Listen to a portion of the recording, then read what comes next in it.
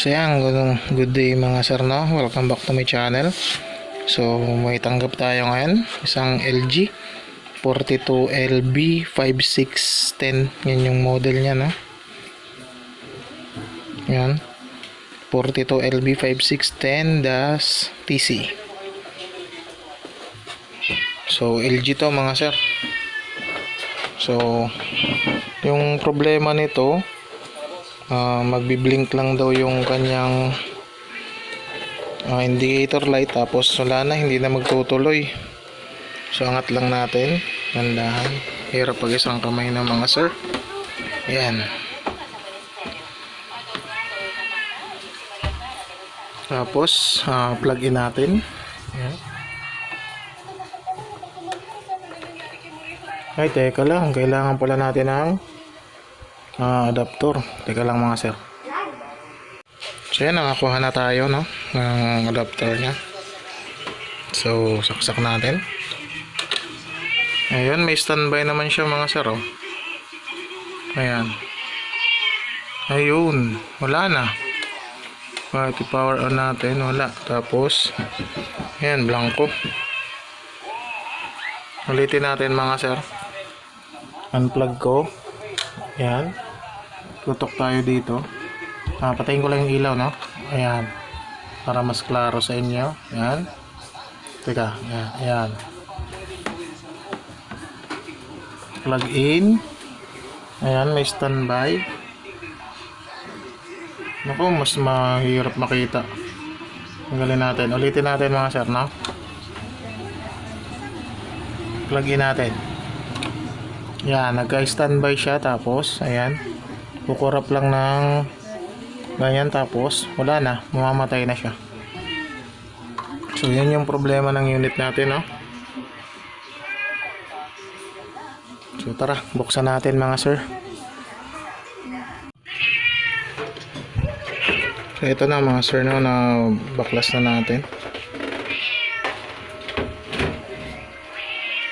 So bali, ito yung kanyang power supply. Ito yung kanyang mainboard. Ito yung kanyang T-con dito mga sir. So first step natin is ano tayo mga sir, na tawag dyan, tingin-tingin tayo kung may mga sirang parts. Naging una natin gagawin yun, no? Yung pag tawag yan, tingin-tingin muna bago tayo tumira.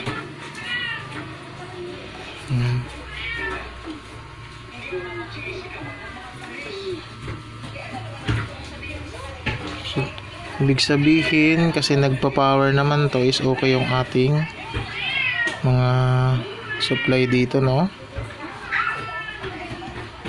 So sukatan nga natin mga sir.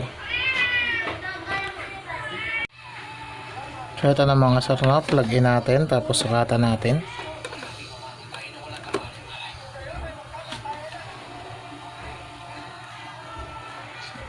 Hindi nga nakikita. So dito na lang.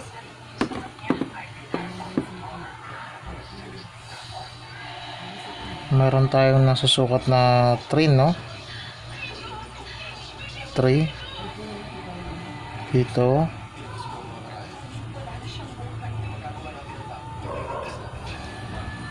Sunod natin is 1.1, sunod 3.5,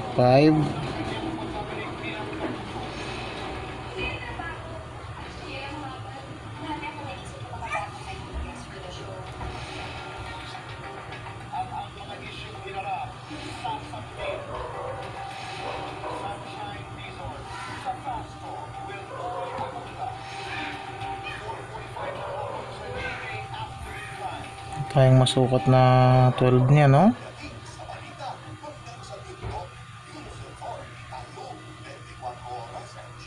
Wala tayong masukat na 12.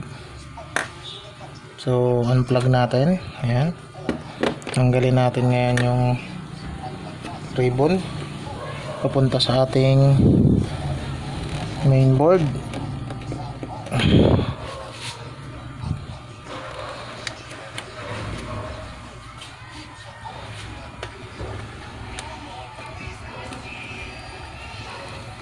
Naku, ang tigas. Teka lang mga sir.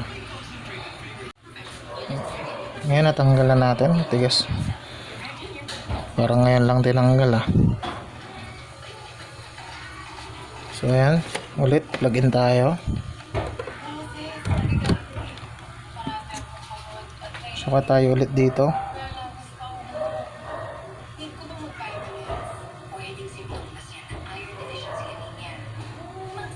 Negative. Negative.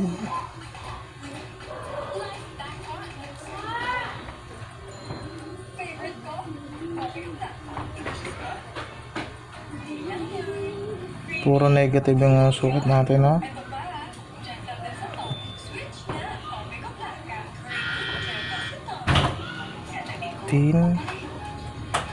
Negative 18.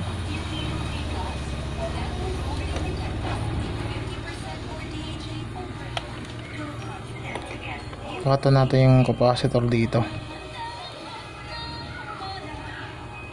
Meron negative yung nasusukat natin. Teka lang baka nagdulok yung ating tester.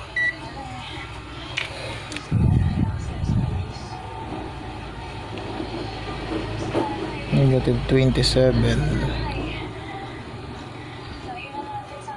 Siguro pag naka to.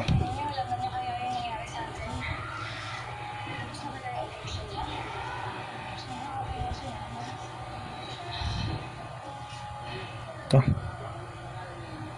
Negative 26. Ganun din.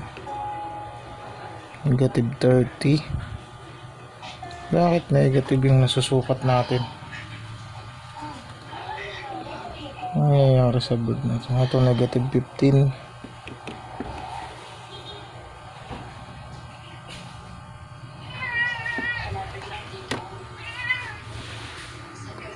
Ika lang mga boss hahanapin ko lang yung trouble para mapakita sa inyo. So yan mga sir, no, na trouble na natin yung power supply at wala naman talagang problema tong power supply, no mga sir. Tinignan ko siya ng mabuti. Medyo natagalan nga tayo dahil nag-isa-isa tayo ng mga capacitor. Okay naman lahat ng supply natin. So may papakita ko sa yung natuklasan ko mga sir, no, sa ganitong problema. May natuklasan tayo dito. So ito mga sir, tinanggal ko tong kanyang papunta dito sa ating sensor at sa ating switch, no. Tinanggal ko siya. Nung tinanggal natin, biglang umilaw yung ating backlight at nagka-picture tayo. Pero yung picture natin may problema pa, nawawala siya, no. Nag-fade as mawawala at nag-close open din. So pakita ko sa inyo, nakatanggal to mga sir. So saksak ko. Ayan, tignan natin dito. Ayan, umilaw yung backlight niya, at tignan natin dito. Ayun, nagka-LG siya, at mag-fade yan, wala na.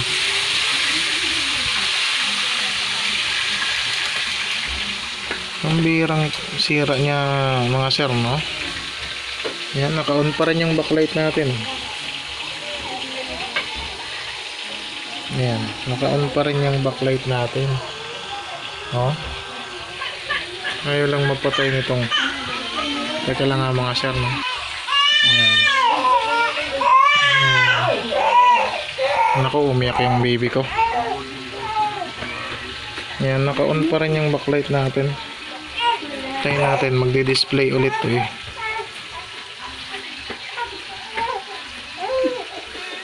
Saan na? Wala na. Kata natin yung kanyang T-con.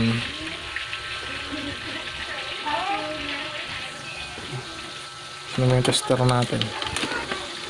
Yan.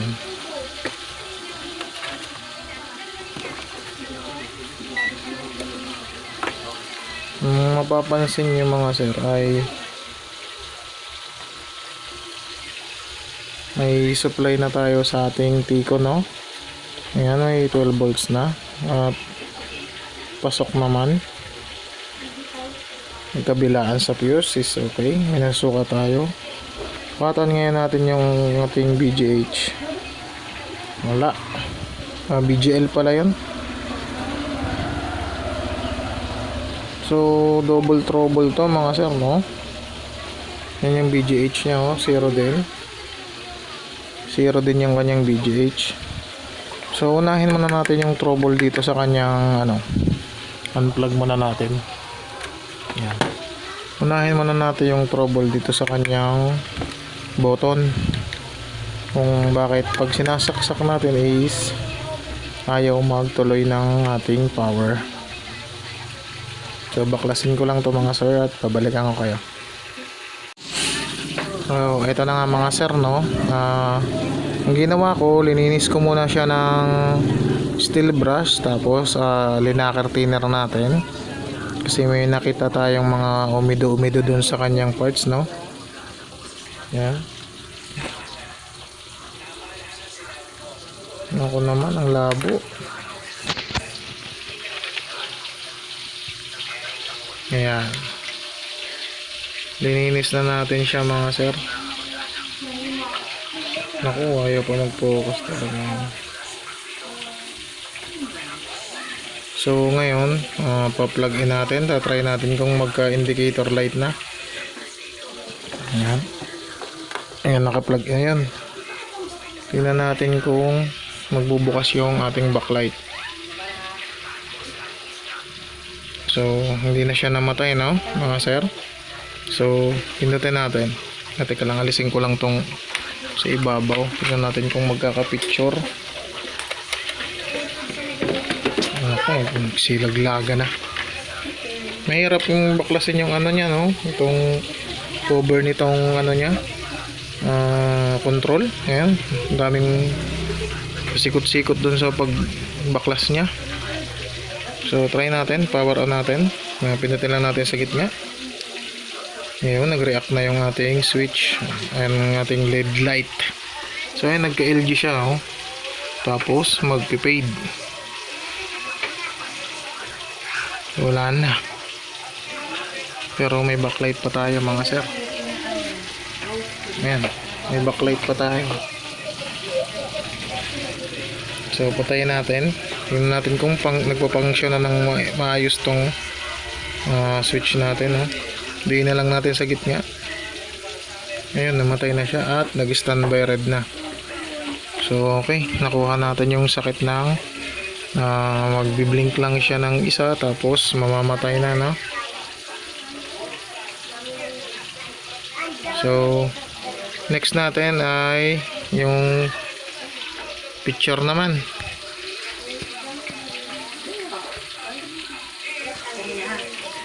Yung naman mga sir, try naman natin yung i-solve natin yung problem ng kanyang screen.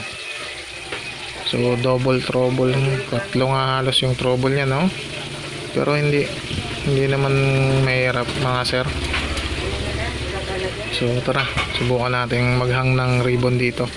Balikin ko muna kayo mga sir, no? A few moments later. So ito na nga mga sir, no, nagawa na natin. So hindi ko na pinakita yung paghang nitong mga ribbon kasi madami na tayong video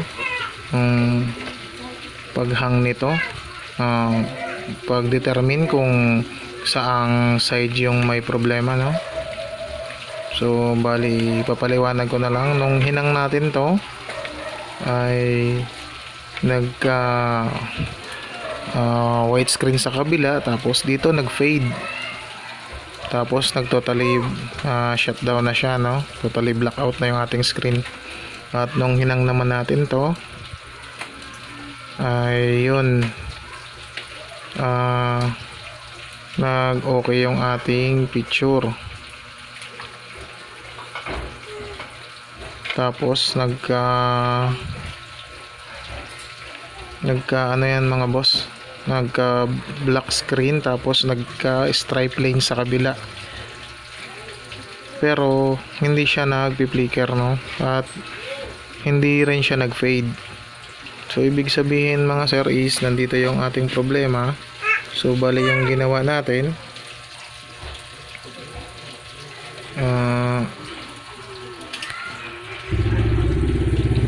yung nakikita nyong signal dyan mga sir, teka lang, ano ba yun? Ayaw mapos. Ayan, kung may nakikita kayong mga signal dyan mga sir, no? Ayan, clock 1, clock 2, clock, teka lang, nata ng pang ano. Ayan, yan yung ating clock 1, clock 2, clock 3, clock 4, clock 5, clock 6. Ayan, bali yan yung mga ating clocking signal. Sunod nyan is ang ating swapping voltage na. So ginawa ko ay blinak ko lang yung kanyang clock signal, no mga sir. Yung clocking signal na 1 to 6, yun lang yung ating tinakpan o blinak. So ayan, dito lang tayo nag-block, no. 1, 2, 3, 4, 5, 6. Ayan.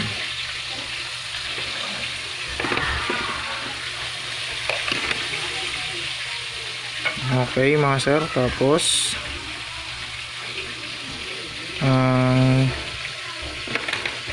testing tayo. Tingnan natin kung may picture na maganda to. Tingnan natin kung hindi na nagloloko tong switch nya, no, kasi wala tayong power kanina, walang standby lang, magkakameron siya pero mamamatay. So tingnan natin mga sir. Ayan, naka-plug in na. May standby light na tayo, no. Power on natin mga sir, no.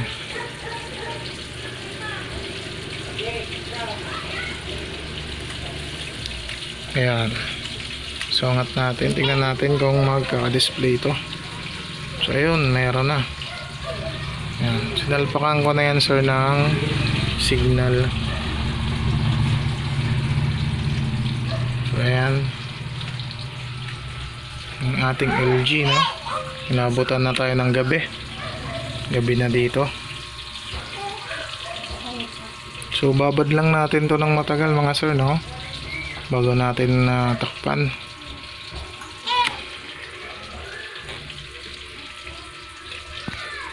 So review lang natin.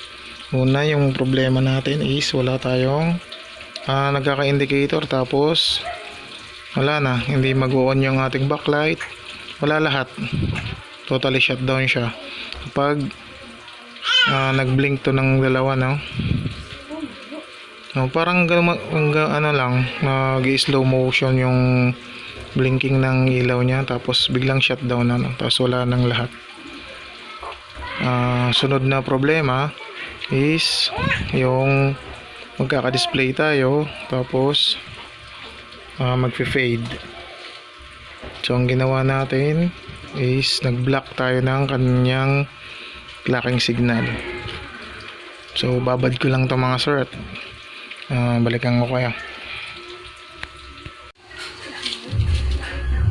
So ito na nga mga sir, no, nababad na siya natin ng matagal at namasdan ko na masyadong umiinit yung ating IC doon, kaya linagyan ko siya ng heatsink.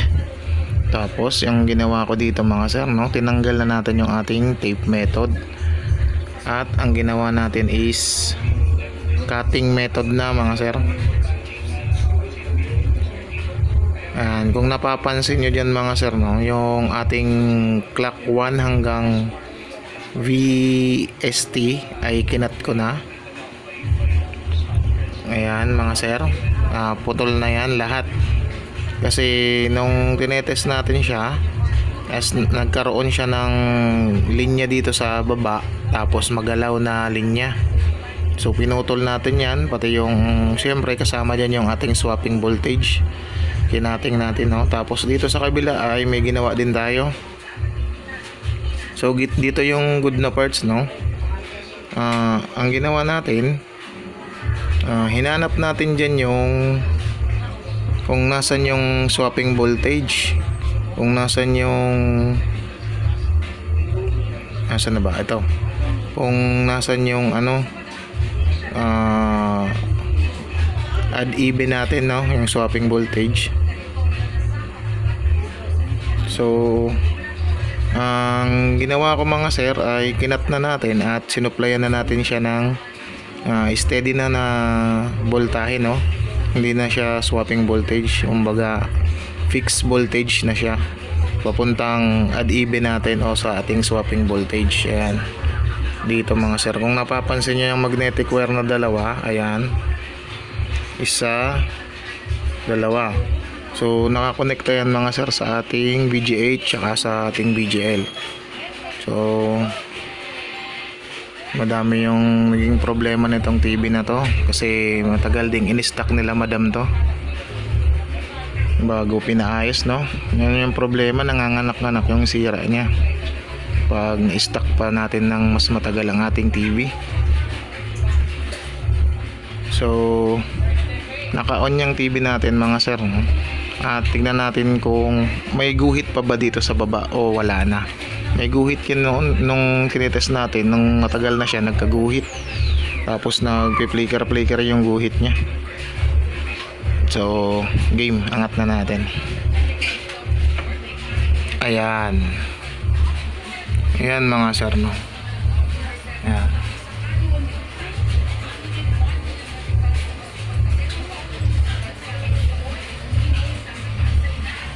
Wala tayong makita ang mga guhit dyan o fine lines, na maganda yung picture nya.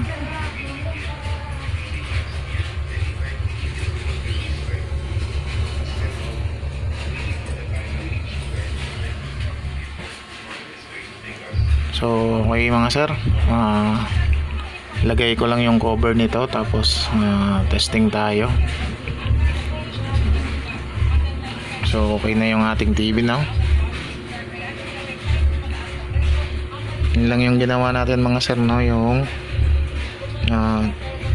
mula mula clock signal ng side na to, mula sa clock 1 hanggang sa BST ay kinat na natin, kumbaga inalis na natin siya. Hindi na tayo nag tape method na, tapos kasi nahirapan ako magbilang dyan, kaya ginawa ko, kinat ko na lang kasi sure naman tayo mga sir dyan yung problema. So bali dito ay nag-bypass tayo ng fixed voltage papunta sa ating swapping voltage, no. So hindi na siya swapping, fixed voltage na siya. So ito yung resulta niya. Ayan. So takpan ko lang to mga sir at balikan ko kayo. So ito na mga sir, no. Yan yung LG natin. Balik ko na. At ayan, ilagay na natin yung back cover nya.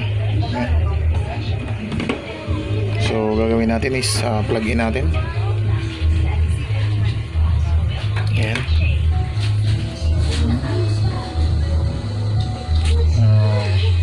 Switch on natin sa remote. Tignan natin.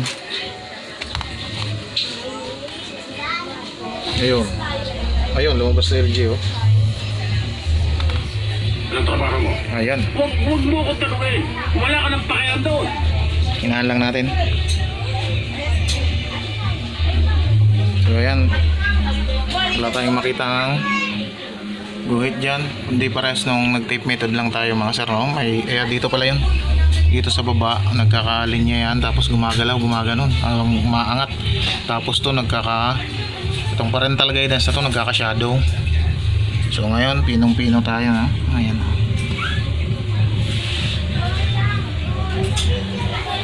So ayan mga sir, hanggang dito na lang. Maraming salamat sa panonood, at kung magustuhan mo tong video na to ay pa-share na rin para makatulong tayo sa iba, no? Maraming salamat ulit, at God bless us all.